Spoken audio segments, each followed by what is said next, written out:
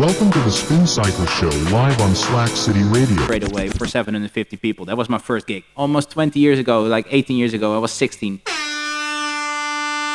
You're now listening to Slack City Spin Cycle. Thank you so much for the mixer. Yeah, no worries. How was the drive down from London? Yeah, it was alright actually. Yeah? It's a bit slower than normally, but Yeah, it's London. what do you want? Exactly, man, exactly. So, how did you actually get into music? Well, that's a really funny story actually, and quite worth telling. When I was 16, Yeah, I went to a friend, and he was already a well-established DJ. yeah. So he was already playing at the venue where I started to play soon after that. And he didn't want to play there anymore. So what he did is he basically said, mate, you have to start DJing.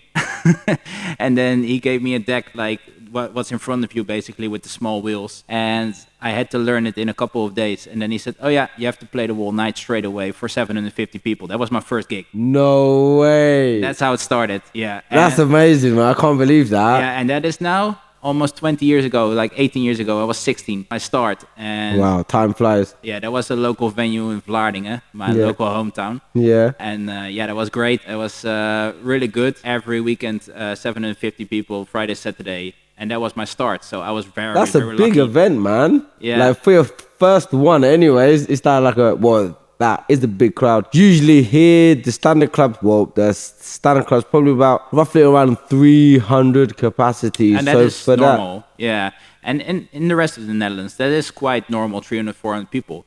But this was the biggest venue back then in my hometown, which is close to Rotterdam. So yeah, I was very lucky to start there, and from there, just present myself to other places and went fairly quick. I just walked into the nightclubs back then and said, "Do you search for a DJ?"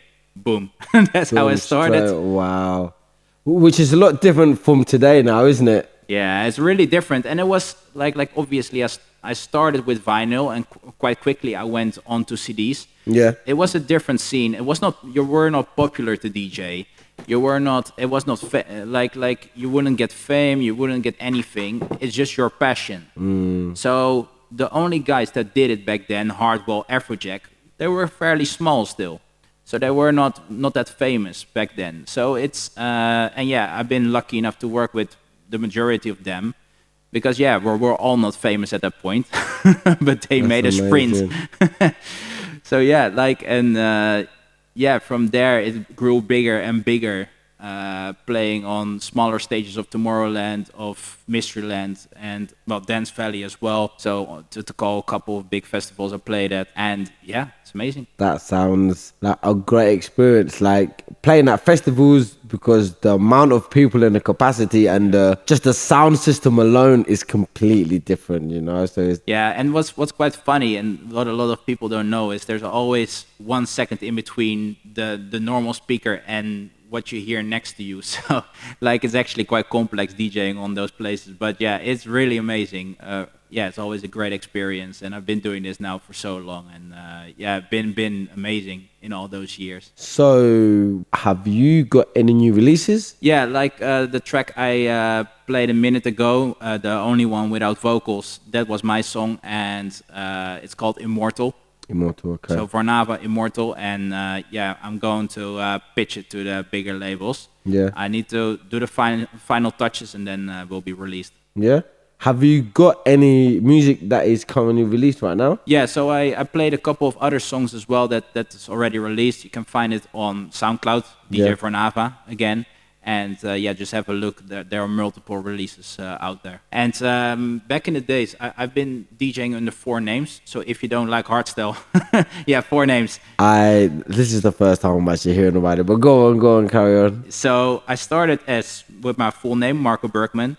And then I found out, I like hardstyle. So then I did Varnava. And then on the side, I started to like hip hop and those kind of stuff. So I called myself Mark Loyal. And then I did a live act, which is called the Diva and the DJ. So sometimes I was booked on a festival and did multiple of those, which is really funny. That is funny. Yeah, so they would think, hold on, that's that bald guy we saw earlier, but now he has a cap on his head.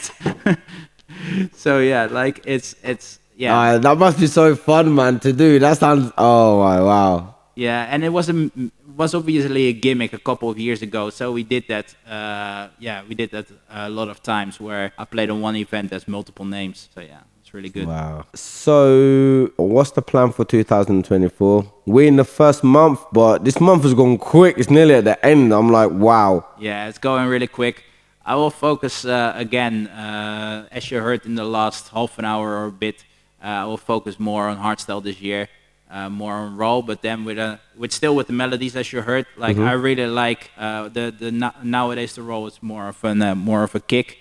Just a kick only, which is a bit boring to me. So I want to get the melodies back in and just release new music. Who's your inspiration? My inspiration, and especially back in the days, are Guns for Hire. There are two DJs with mask on, and they are great. They're famous in the hardstyle scene. Yeah, you might not know them, but they're one of the biggest. So they are really my inspiration. Yeah. What would you have told yourself 5 years ago if you could give I would 5 have, years younger tip? like when I was 2015, and it's a bit longer ago, I was on an hardstyle festival, and I was like, I should focus more on hardstyle, and I should have done that at that point, because I was still playing a lot of house, a lot of live act, and a lot of the other stuff. But at that point, I should have made the switch to just follow what I wanted, because at that point, hardstyle was more luring me in. So I should have followed that at that point. But it's never too late, and we can still continue with it.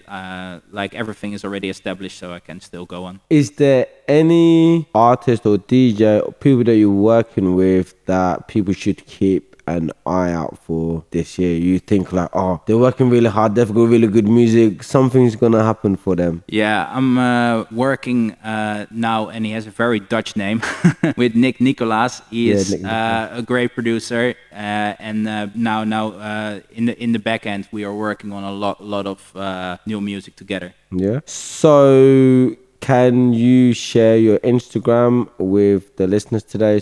Of course, yeah. On Instagram, you can find me under DJ Varnava, and that's how simple it is. And you can find everything about me over there. Next shows, upcoming shows? At the minute, it's a bit quiet, but there's always in January. And then January. January is just depressing. That's why we're here, January. Isn't it? But like for sure, something new is coming in soon. Last year we did a couple of festivals in the east as well of England. So for sure there's much more coming. Yeah. Is there any DJs or artists that you want to shout out before we go? Well, obviously I want to give a shout out to my mate DJ Loxley, just in front of me. Yes, Loxley. Always there. So keep it up. Your SoundCloud, is that the only place you have your music? It's on SoundCloud and Beatport as well, and it's on so much places. So like once you release a song, it's on like 200, 300 portals. So if you type me in Google, then you will find all the hundreds of links distributed. Music video, do you have any? Are you planning any? I did make one years and years ago, but oh no way. Yeah. And can people find it? Not anymore. I've been taken off YouTube because it was quite controversial. No way. Yeah, so like we have I had a very mad idea for a video clip, so we did it, but then the woke people took it down basically. Woke up. They woke up and they saw it, so yeah. That is mad.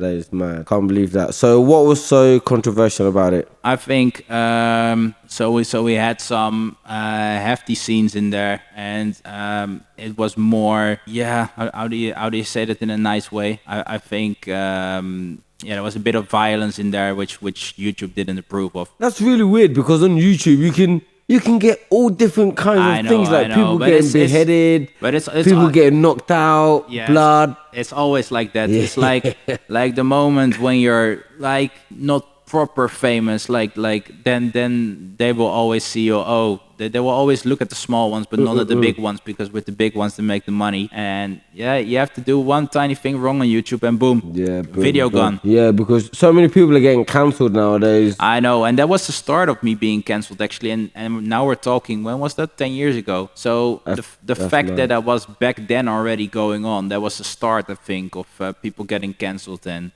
like the same thing goes for SoundCloud back in the days. Like if they heard some sample from a song Yeah. straight away your mix would be removed. Well, so it's kind of like just all of the copyright kind of. Yeah, that's thing, a yeah? different story though. Have you got any copyright stories? Oh well, what happened to me is a lot of times when you make a mix and you put all your effort in there and then you put it on SoundCloud and then it gets removed. So at some point I found out about Mixcloud and started to put it on there because everything just got removed at some point. So yeah. And I did sample a couple of songs where I used the original song with clearance. So like the artist said, okay, you can sort of remix it. Yeah. But even that was removed even though it was officially released on a label.